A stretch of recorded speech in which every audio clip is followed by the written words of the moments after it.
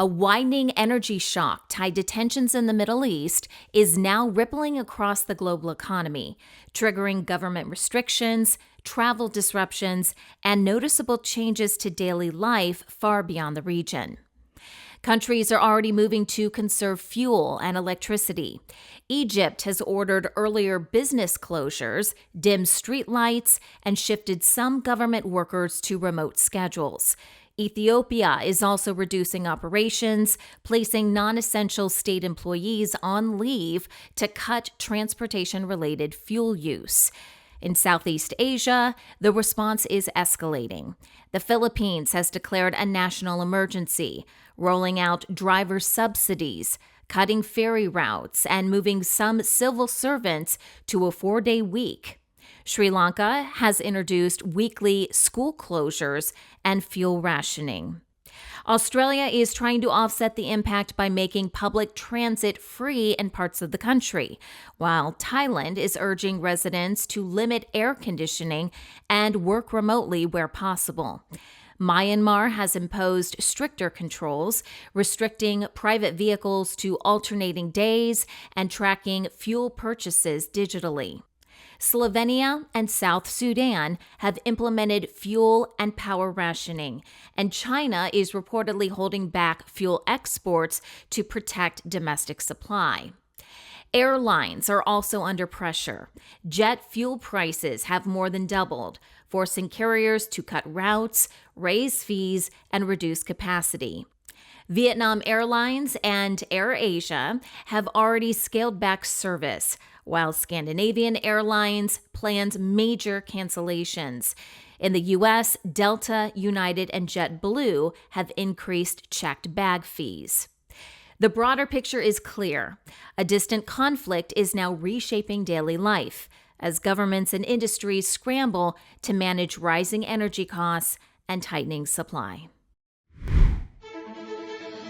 This is United Network News with Sunny Galt, Calen Gipp, Kimberly Gogan, and our field messengers from around the world. Here's today's real news. It's Friday, April 10th, 2026, and here are today's stories. China's new ethnic unity law is being called practical, but critics say it could reshape culture and identity. With Mandarin set to dominate daily life this summer, the debate is already heating up. Managing your kids' screen time can feel like chasing a moving target. From gaming to social media, it's not just how long they're online, it's what they're seeing and whether it's safe. In British Columbia, an old cemetery offers more than a resting place. It's a window into the lives of early settlers, where history and quiet beauty meet. These historic watermills in Romania once turned flowing rivers into survival tools. Now they stand as a powerful reminder of the creativity of generations past. Prediction markets are gaining traction fast, blending finance, data, and risk. But behind the hype, big questions are emerging about fairness, legality, and just how far is too far. And you might not expect them to be wandering around a city park, but on Staten Island, wild turkeys are doing exactly that, adapting in surprising ways to urban life. China just passed a new ethnic unity law on March 12, 2026, which makes Mandarin the main language for schools and public life. It's set to take effect on July 1st, 2026. The government's line in this is all about bringing people together and making things run smoother. They are calling it a practical, unifying move, though it's already stirring real debate about culture, identity, and where the line between unity and control actually sits. Mandarin, rooted in the Beijing dialect, has carried official status in China since the early 20th century, when the newly formed Republic of China began pushing for a standardized national language to help modernize the country and chip away at deep regional divides. After 1949, the People's Republic of China doubled down on that effort, pushing Mandarin through state schools and the media. For a long time, though, minority regions like Tibet, Xinjiang, and Inner Mongolia were given room to run bilingual programs that taught kids in their native languages alongside Mandarin. That flexibility quietly started shrinking in the late 2010s. Inner Mongolia saw local Mongolian language instruction rolled back in 2020, followed by similar moves in parts of Tibet and Xinjiang. And now the national law has essentially given all of that a formal legal stamp. What were once scattered local decisions have become unified national policy. China's linguistic landscape is highly diverse.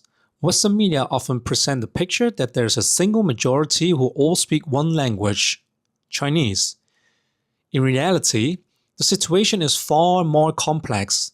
Officially, there are 56 recognized ethnic groups, with the Han being by far the largest, over 91% of the population, about 1.2 billion people, according to the 2020 census. Whether you look at the Netherlands, the United States, Malaysia, or Canada, most overseas Chinese communities are overwhelmingly Han. Because of this, in many non-Asian countries, the Han are simply seen as the Chinese, even though they are only one of the 56 groups. Within the Han themselves, however, there's an enormous linguistic diversity. Depending on definition, more than 2,000 dialects are spoken, including Cantonese, Shanghainese, Hokkien, and Sichuanese. For many Han, Mandarin was also introduced as a second language in school, just as minority students learned it alongside their native tongues. This shows how the pressure to standardize through Mandarin has been a nationwide experience, affecting almost everyone in China, not only ethnic minorities. On paper, the law is framed around opportunity. Beijing's argument is children who grow up without strong Mandarin skills are going to struggle in the national job market, so giving everyone a common language levels the playing field. There's also a modernization angle. The idea that a shared language helps build a shared future for a country this large and this diverse. But the law goes further than a simple push for fluency. It creates legal mechanisms to go after parents, guardians, or community figures accused of passing on views the state considers divisive or anti-unity. The law doesn't just stop at China's borders. It also reaches Chinese communities living overseas, particularly those who are vocal about minority rights back home. It also impacts media, entertainment, and even religion. Now, faith communities are required to conduct their services and tailor their teachings to fit the government's political agenda. Critics say the law gives legal backing to Sinicization, that is, the process of aligning minority culture with the dominant Han Chinese majority. Now, the Central Tibetan administration here in India has condemned the law, saying it stems from China's fear of instability. And if we take a closer look at provisions under the law, it promotes Mandarin as the country's national common language and script and seeks to establish correct views of the state and history. That's not all. Parents or guardians are legally required to instill in children a love for the Communist Party and the nation. Local governments can build what it calls education practice bases and implement specific population management measures as they deem suitable for local conditions. Internet platforms are required by law to report content that seem to undermine ethnic unity. Now, most of these mandates may appear to give the state powers it already exercises with little to no consequences at all. So then what really changes on the ground? China expert Sriparna Pathak tells us it undermines existing protections that they have. It gives a legal framework for ongoing assimilation practices, including mass detentions. It also means harsher and swifter punishments for any kind of advocacy work regarding language, culture, and religious practices. Now, it's worth noting that in regions like Tibet, roughly 1 million children, some as young as 4 years old, have been placed under colonial-style boarding schools where they are trained to identify first as Chinese. The new law, Pathak says, institutionalizes these practices nationwide and makes them more resistant to change. China's Mandarin law is about much more than just language. It shows how the Chinese government views national identity, loyalty, and diversity within its centralized system. By combining economic incentives with nationalist language, the law makes it difficult to challenge without being seen as an opponent of both progress and national unity. Whether the law is a practical step towards national cohesion or a form of cultural erasure really depends on one's perspective. But one thing is clear, its effects will be felt for generations. Managing your kids' screen time can sometimes feel like refereeing a game where the rules keep changing. And honestly, you're not alone. Kids today aren't just using screens. They live online. Between social media, games, streaming, and schoolwork, it's easy to feel like you're always a step behind. The real question for most parents isn't just how much screen time is too much, it's what kind of time they're spending and whether it's safe. And that's exactly why paying attention matters. Screen time isn't just about filling hours. It shapes attention, mood, habits, and even how kids see themselves and the world. When most of a child's free time is online, the type of content and the spaces they interact in can impact sleep, focus, confidence, and safety.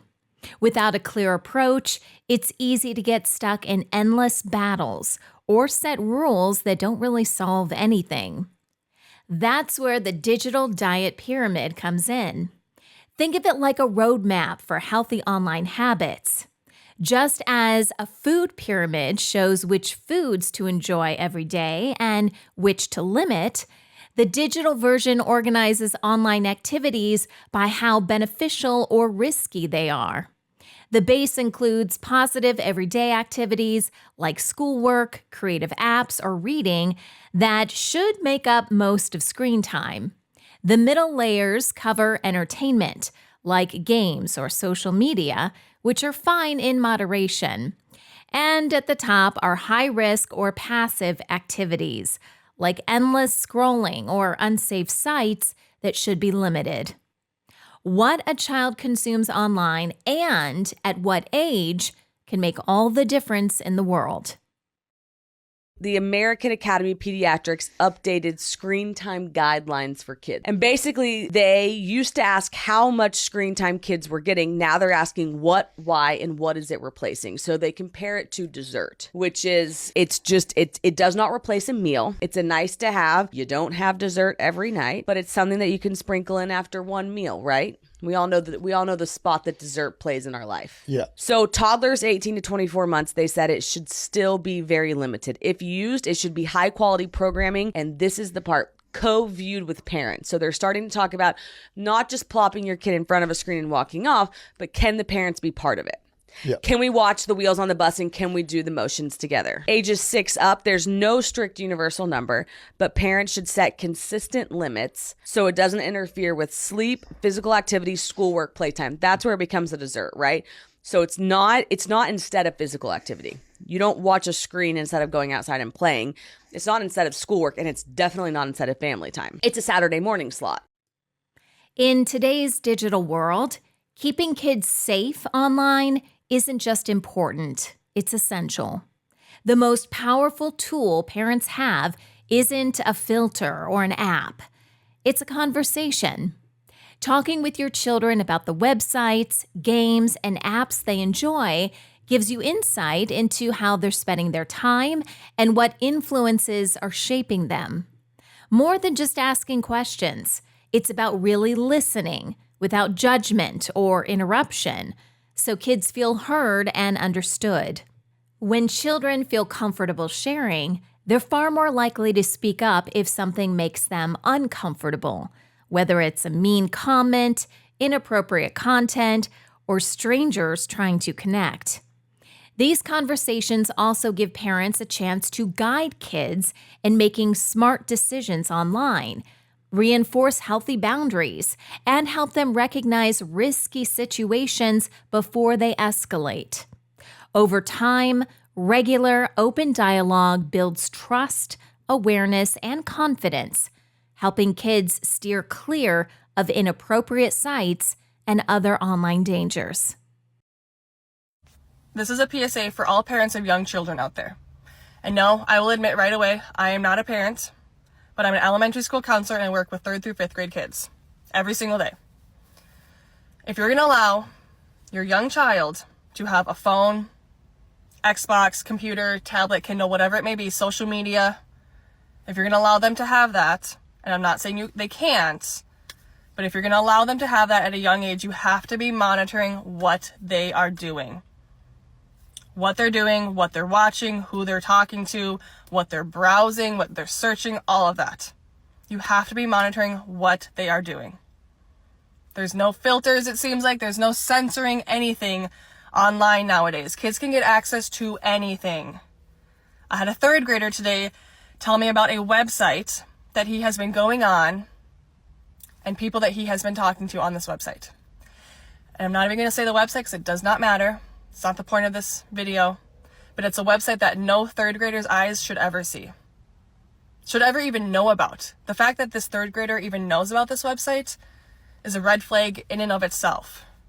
So, if you're going to allow your young child to have access to all of these devices and social media accounts, you have to be monitoring what they're doing, who they're talking to, what they're searching, everything.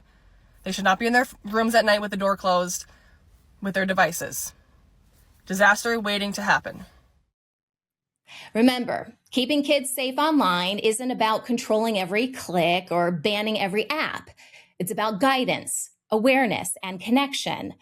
As a parent, you have the power to shape how your child experiences the digital world.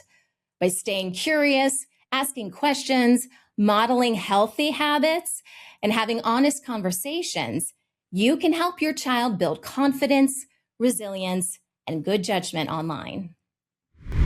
In Agassiz, British Columbia, the old cemetery dates back to early settlers at the turn of the 20th century, where pioneer families and community members were laid to rest.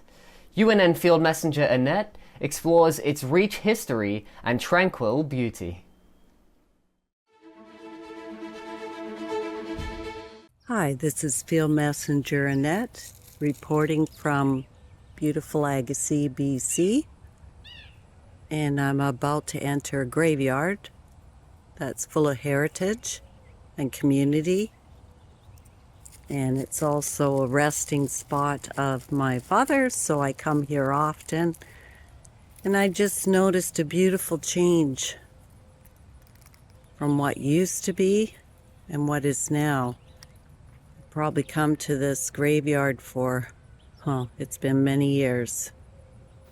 So today I'm standing at one of Agassiz's earliest graveyards and burial grounds, the Old Kent Municipal Cemetery. The earliest graves here date back to 1909.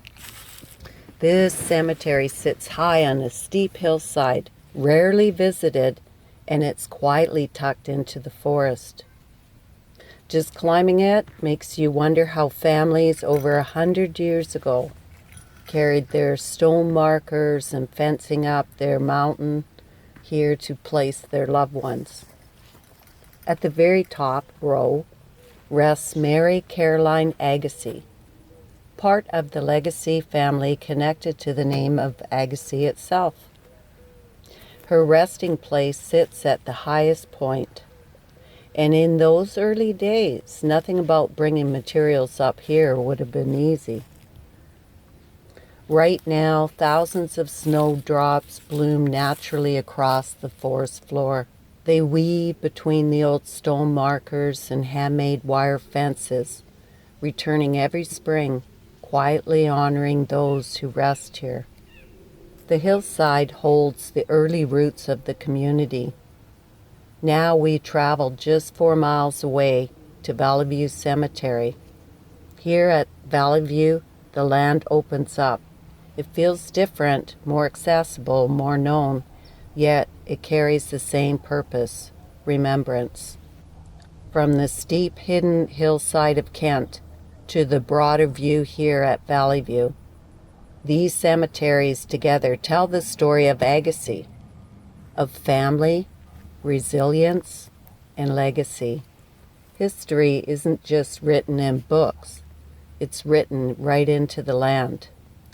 So going to visit a graveyard means going out and taking a walk among the many spirits who were placed here in honor by their loved ones. And each year we come back, if you have a loved one in a certain cemetery, and we should visit and honor those who were placed of our own ancestry line and be fortunate with gratitude that we're able to do that.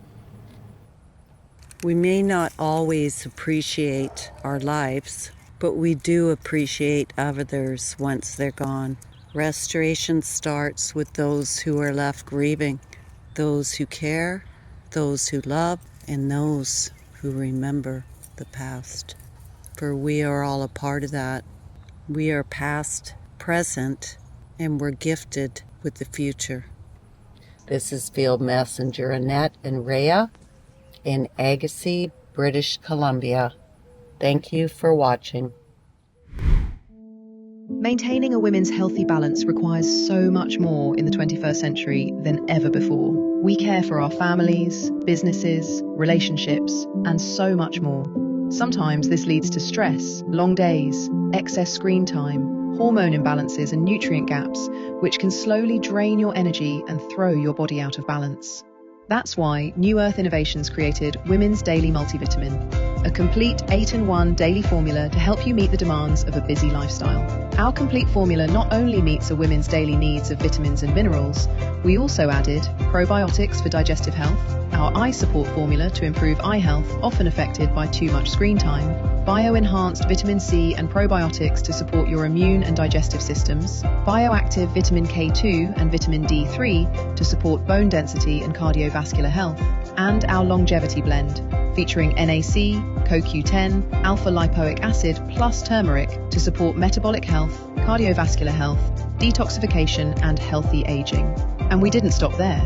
We know daily stress often leads to high cortisol and other hormone imbalances, so we added our special women's hormone support formula with ashwagandha and L-theanine, cranberry for urinary tract health, as well as chasteberry for estrogen and hormone support. Our all-in-one daily supplement is so much more than just your average multivitamin. Our formulation addresses issues most women face every day and wrapped it into a single supplement. We made self-care for women easy, so you can take on life's challenges. Women's Daily Multivitamin by New Earth Innovations, formulated by women, for women. Subscribe today and save 10% on your order. Hi everyone, this is Leanne. And I'm Jerry. Coming to you from Tamworth, New South Wales. Hi there, this is Rick from Arizona. My name is Uchechukwu Obenebam from Igbo tribe, Nigeria. Hi, this is Scott from Utah. I'm Annette from Agassiz, British Columbia. Hi, I'm Marcus Surzet from Manipur State, India.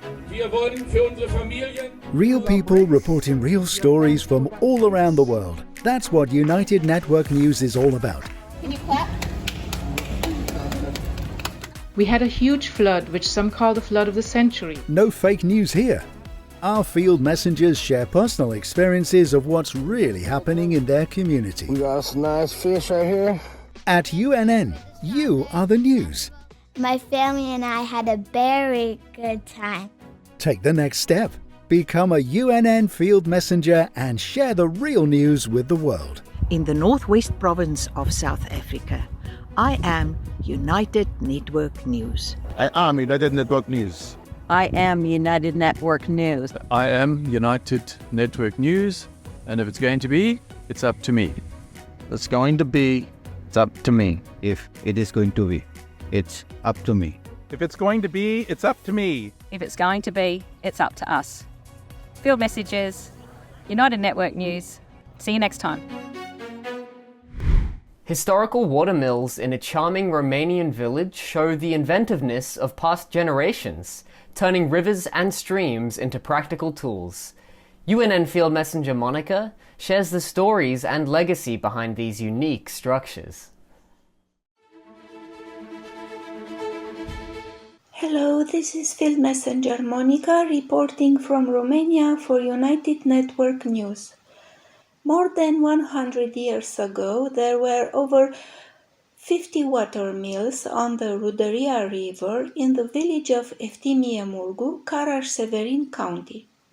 The soft, still waters of this river would not have been able to set a mill wheel in motion, and yet people with great patience and ingenuity made the impossible possible.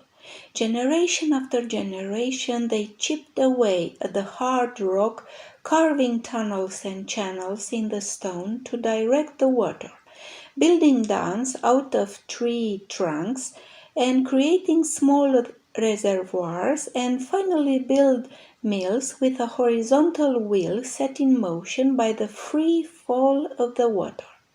The wheel, driven by the force of the water, is the heart of the mill. It engages an axle that transmits the movement of the millstone above. The grains of wheat or corn placed in a basket fall next to the millstone and are ground by the friction between the two stones. Over the years, severe floods have destroyed many of the mills. Today, the riverbed is left with a necklace of 22 watermills. In the entire county of Karaș-Severin, about 250 watermills are still preserved today, and almost half of them are still functional. Without restoration, the mills will stop ticking and die. See you next time. Bye. Prediction markets went from a niche thing to a full-blown controversy really fast. They're this weird mix of finance, gambling, and data science, which means you get everyone from researchers and pro traders to regular folks who just want to try and make some money. The idea sounds cool, but it's hard to ignore the big questions about whether they're fair, legal, or just too risky. The basic idea is simple enough. Contracts are bought and sold based on what participants think the odds of an event are, with the price itself reflecting the crowd's collective judgment. The concept isn't new. Informal election betting was common in the 1800s, and academic versions, like the Iowa electronic markets, have existed since the 1990s. What's changed is scale. Platforms like Kalshi and Polymarket have made these markets available to anyone with a phone and a funded account, regardless of whether they understand what they're actually trading. Prices move through basic supply and demand, shifting in real time as participants buy and sell. That growth is exactly what's making regulators nervous. Critics say these platforms are gambling operations wearing a financial costume, and the consumer protections that come with either designation are largely absent. Prediction markets are like the vape of finance. This has always entertained me because financial markets are prediction markets, but with one major distinction. Financial markets have order and stability because it's made up of both hedgers and speculators. Prediction markets are just the speculators. That isn't a market, that's a casino. Last time I checked, betting on what word was going to be in the next South Park episode is not a legitimate hedge. For the most part, prediction markets offer a new, easy, and more meaningless way to lose money than financial markets, and that is saying a lot. Supporters push back by pointing to the forecasting accuracy these markets can achieve when enough informed participants are involved. Because real money is on the line, people tend to think harder before committing, which theoretically produces better predictions than polls or punditry. The real-time updating is another genuine advantage, allowing these markets to react to developments faster than any traditional model could. But those same qualities create serious vulnerabilities. A well-resourced actor can shift a market's perceived probabilities with a few large trades, turning it into a disinformation tool that carries the false credibility of a price tag. The ethical questions get even darker when you consider some platforms have allowed betting on catastrophes, deaths of public figures, and military conflicts, basically turning human tragedies into financial opportunities. There are also concerns that markets tied to real-world events like elections or conflicts could be influenced or even manipulated. Because of this, several U.S. states and federal regulators are starting to respond. A new bill, Stop Corrupt Bets Act, would ban prediction markets on elections, sports, and military events, citing insider trading risks. And then there's the Bipartisan Predict Act, which takes it a step further by specifically stopping senior government officials from betting on political outcomes. A bill was introduced to ban political officials in the U.S. from trading on political prediction markets. The bipartisan bill would bar the president, members of Congress, and their immediate family from betting on political or policy outcomes. Violations would carry a 10% fine and loss of profits. Now, this makes perfect sense. I would like to see it go a step further, and if this is insider trading, which it is, they're trading on non-public information that they receive from their position of power as politicians in the US, they should face criminal charges. We face criminal charges if we insider trade. They should face criminal charges if they insider trade. Internationally, the UK, most of Europe, and most of Asia have already restricted or completely banned political prediction markets. New Zealand recently concluded that these platforms facilitate real money gambling without adequate oversight, consumer protections, or tax obligations, making participation effectively illegal under existing law. The honest takeaway is prediction markets aren't inherently a scam, but they're far from a level playing field. People with better information, bigger bankrolls, and professional experience will consistently outperform the average retail user. Whether regulators can fix that imbalance, or whether these platforms stay stuck in a gray zone between forecasting tools and gambling operations, is the question that's going to define the next few years. In a local park on Staten Island, UNN Field Messenger Irene encounters eastern wild turkeys, large native birds that have adapted to city green spaces, roosting in trees and walking along paths among visitors. Hello everyone, I'm Irene from Staten Island reporting for United Network News. And today is a beautiful day to take a walk at my local park, Clove Lakes Park. And while walking, I met with the local favorites, wild turkeys. Staten Island is known for their flocks, or rafters as they're commonly known, that roam pretty much everywhere, by the beach, local neighborhoods, in the hospital parking lots, and in every park imaginable in Staten Island. But this particular brood of turkeys have been at Clove Lakes Park for some time now and made it their home. I have seen as many as 30 to 40 in this particular brood, and it's nesting season. And turkeys can be really aggressive during this time and attack if you get too close to them. I've seen them chase people away, so I'm surprised and grateful that I am as close as I am. This brood has allowed me to get close enough that you can see their feathers. But one Tom is letting me know not to get any closer because he shakes his feathers in a very rapid movement.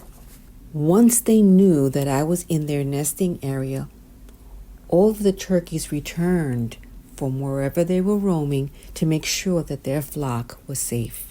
These are resilient birds, especially through harsh weather conditions like this particular year with the cold and snow. Fun facts about turkeys. Turkeys can have as much as 5,000 to 6,000 feathers. Wild turkeys can fly up to a mile, while bred turkeys really cannot.